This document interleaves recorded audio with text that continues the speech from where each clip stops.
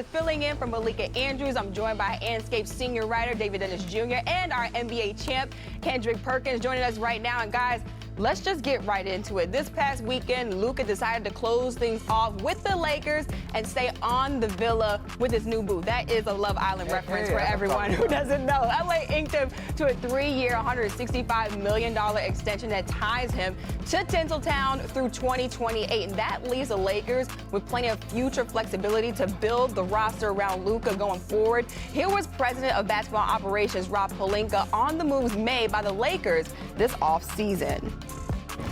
We like the upgrades we're able to make to the roster, but by no means are we going to be satisfied. I think every year we're on an infinite cycle to try to improve this team and win championships, and we'll stay committed to that work. All right, now welcome in our front office insider Bobby Marks and senior writer Tim Bontemps. And you guys put out a great piece on ESPN.com on what's next for the Lakers after Luca's extension. So, Tim, I want to start with you. Now that they have clarity on Luca's future, what are the Lakers looking forward to right now? Well, as Rob Pelinka just said in that clip there, I mean, the goal for the Lakers every year is to try to win a title. And last year, they obviously lost in the first round in 5 games to the Minnesota Timberwolves, who went on to lose in 5 games in the Western Conference Finals to the Oklahoma City Thunder, who went on to win the title. So to get to be a championship team, the Lakers have a lot of work to do. Now, if you want to look at how are you going to build around Luka Doncic, go look at what Dallas did, right? You had a bunch of big two-way wings, some rim-running centers with him. That is a formula that's led to a lot of wins for Luka Doncic in the past. However, every team in the league is looking for two-way big wings that can shoot. So getting them with limited draft picks going forward and salary cap space going forward is going to be a problem. We obviously have the LeBron James question that's hanging over the Lakers. We'll see what happens with him over the next year. He could obviously be an unrestricted free agent next summer. And another fascinating unrestricted free agent next summer is Austin Reeves, who's on a below-market contract right now that the Lakers cannot extend him on. People I talked to around the league for this story thought he'd be making $30 million or more next year. That's a huge raise from where he's at now. And if you pay Austin Reeves that kind of number, you're signing him up to be the Jalen Brunson or the Kyrie Irving alongside Luka Doncic going forward, which is a big question the Lakers are going to have to answer. Is he the right guy to pair with Luka Doncic going forward? So a lot of questions for this roster, one that obviously has some work to do to get where they want to go. And Rob Pelinka has his hands full trying to get this Lakers roster to a championship caliber level in a Western Conference led by the Thunder and the Rockets and all these other contenders up and down the lineup. Yeah, we'll keep an eye on the Reeves situation also. But what everyone wants to know is what's next for LeBron James. Perk, I see you right there. Would you got something for me?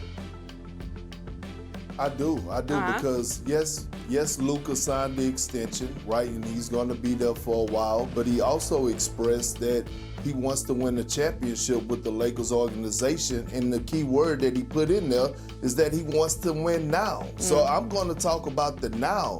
And when you talk about this Laker team, their biggest issue last year and why they had a first-round exit is, one, guys were playing out of position. So you had a LeBron James playing in the center. They addressed that issue with a young DeAndre Ayton, who showed us when he's competing and playing for something under the right leadership, he could help be a center that go to the NBA Finals. He done it with the Suns. 2, can Austin Reeves be a third option of offensive player on a championship contender? Absolutely he can. When you look at his numbers that he put up last year, 20 points, almost 6 assists, 4.5 rebounds, it was damn near similar to Ja Morant. And so when you think about Austin Reeves and what he could do, and then they address the position of the perimeter defender, but perimeter defense, and add Marcus Smart, because we saw what Anthony Edwards did to them last year in the first round. The Lakers are right in the thick of things, and last but not least, they're finally going into training camp healthy. Jared Vanderbilt, healthy. Right, Gabe Vincent, healthy. Under J.J. Redick in his second year of coaching with a hell of a coaching staff, the Lakers are a legit title contender right now. I'm not picking them, but they definitely are a real title contender. And Perk, those are all valid points right there. Let's switch back to LeBron James. Everybody wants to know what the future of LeBron James is with this Lakers team. So, Bobby, what are the options here for LeBron with 1 year left on his contract? I mean, this is an unprecedented situation here, and I'll kind of set the stage for you. Here we have a 40-year-old LeBron James who continues to play at an all-NBA level, and the only thing that's guaranteed is that he's going to be an unrestricted free agent next year, and that's because he opted into that contract here. I think when you look at it from the Lakers' perspective, it's ironic. They're a team that's going to have $50 million in cap space next offseason, but guess what? The two best free agents out there are LeBron James and certainly Austin Reeves here. So it's certainly going to be a situation that we continue to monitor as this situation goes throughout the year. I think the big question for me is what happens if this Lakers team struggles during the course of this year, and if they fall out of the top 6 of the Western Conference. Would they ever entertain moving off LeBron James? It does become complicated, certainly from a trade shooter standpoint, but I think we know for one thing, if LeBron James does become a free agent next offseason, there's going to be a line of teams out there willing to sign him if he wants to continue playing basketball. Yeah, a lot of different X factors with this Lakers team. But David, I want to ask you, what chances do you give the Lakers, as they're constructed right now, to win a championship with Luca?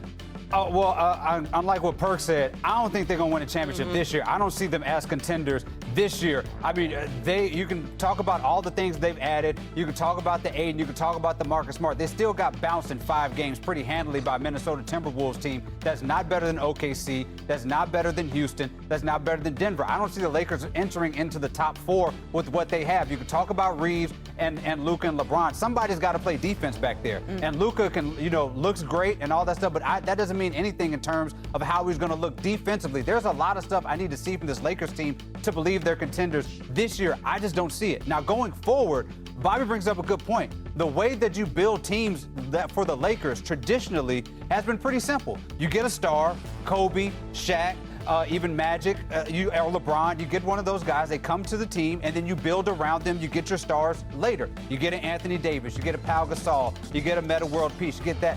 The NBA doesn't work like that anymore. You have your big star in Luca, but who are you going to build around him after LeBron James is gone? Because we're assuming that after this year he may be gone, but definitely in a couple years LeBron will not be there. So now you have to build a roster around Luca that is going to compete with an OKC, and it's a lot more difficult to do now than it has been traditionally for the Lakers. I just do not see a lockdown championship for them in the next 3 years. Yeah, Perk, I see you giving the meme mug. I know you want to say something. What I do this time, Perk? What I do this time, Perk?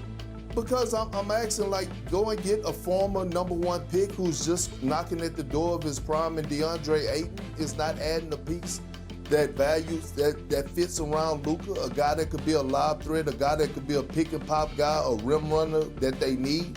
Go and get a Marcus Smart, who I believe is 31 years of age, adding him to the roster, a defensive guy that Luca actually made phone calls to because he wanted him on the roster and know what Marcus Smart brings to the table, is not building and going in the direction of adding pieces. That is adding pieces. That they did an exceptional job, especially at the number that they got those 2 guys in. Yeah, I feel like we can go on and on about this, but Bontemps, I want to get you in here as well before we wrap things up. What are your thoughts on the Lakers in that championship window?